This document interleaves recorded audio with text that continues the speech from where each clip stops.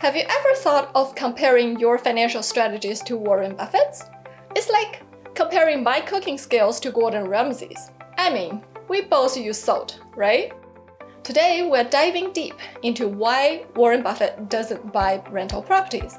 Does real estate make sense for the average Joe or Jane? Let's find out. I promise, by the end of this, you won't need a $1 million lunch with Mr. Buffett to learn from him. I will also share how I turned from asset hoarding to passive investing over the years. So let's get started.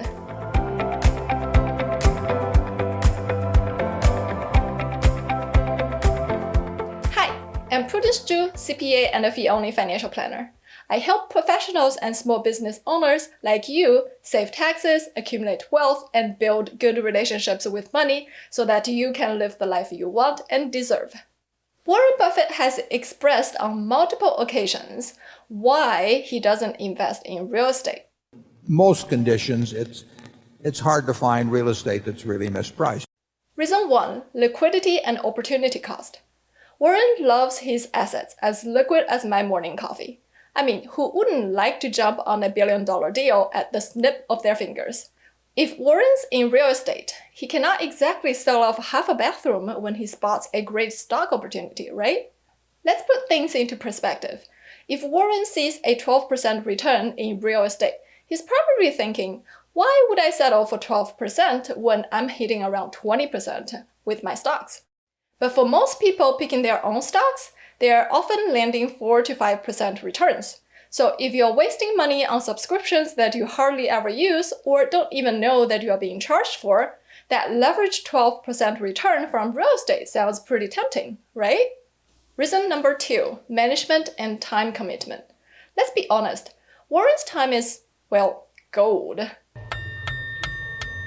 But to make his situation comparable to yours, let's first do something none of the other YouTubers have ever done before.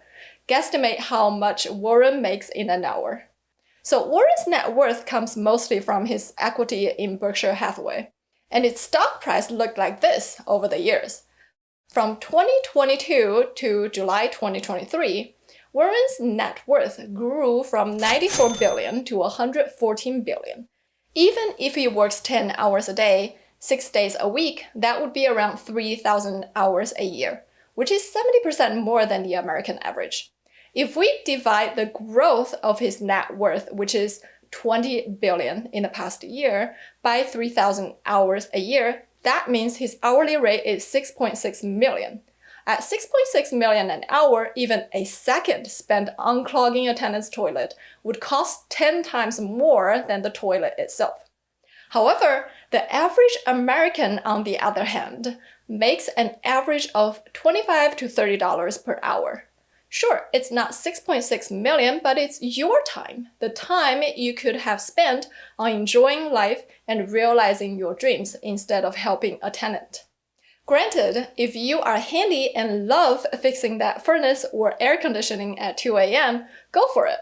But if the thought of emergency repairs give you more nightmares than a horror movie, then think twice. Especially if you are earning more than $100 an hour or $200,000 a year. That's not just about dollars, but also peace of mind, undisrupted weekends and holidays with the family, and yes, your sanity. Finally, alignment with investment philosophy is the third reason why Warren Buffett doesn't invest in real estate. He believes in businesses, in understanding them inside and out. If he were to put his money and energy, it would probably be buying businesses, not buildings. But what about us mere mortals? For many, real estate is that comfy blanket on a chilly winter night. It's the cornerstone of the American dream.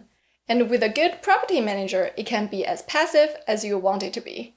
You can almost forget about it except for every month you'll get a rental income check. Now, let me share a little bit about my experience in real estate investing. It's a little walk down memory lane. In 2016, second year in our financial freedom journey, my husband and I bought a duplex. It was a dream, living in one part, renting out the other, saving us $1,200 a month while building our equity in the house. In the first 4 years, we made 25% return on investment and we felt like mini Buffetts. My hourly rate back then was $48, no kiddos back then, so it was manageable and made financial sense.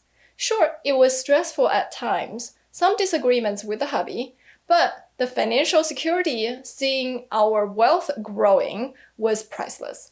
Fast forward to 2023. With interest rates soaring, market uncertainties, 2 kiddos in tow, and my hourly rate between $100 to $250, real estate? It's like the ex you fondly remember, but wouldn't date again. So where does that leave you? Warren has his reasons, and they're solid, like the foundation of a good property. But your reason? They are shaped by your life, your goals, and your tolerance for late-night repair calls. My philosophy has evolved. I want joy, close relationships, and to live my passion. If real estate matches that for you, go for it. If not, maybe it's time to look elsewhere. To wrap things up, let's quickly recap why Warren Buffett doesn't invest in rental real estate.